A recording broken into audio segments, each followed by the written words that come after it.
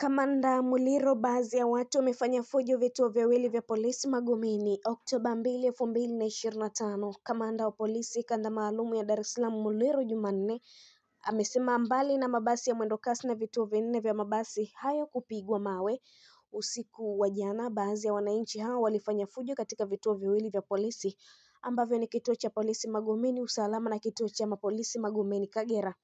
Kamanda Muliro amenukuliwa akieleza yafuatayo.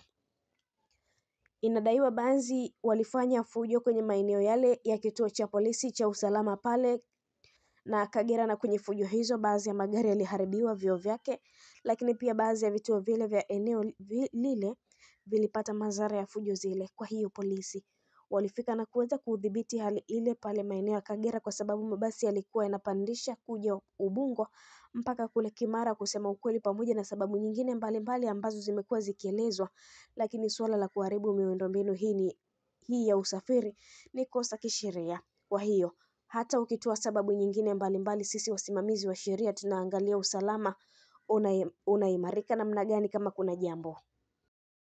Na hii ni Neli TV, endelea kutufuatilia, pia usisahau kulike, kushare, kucomment pamoja na kusubscribe channel yetu ili uendelee kufurahia taarifa zetu mbalimbali kutoka ndani na nje ya mipaka ya Tanzania.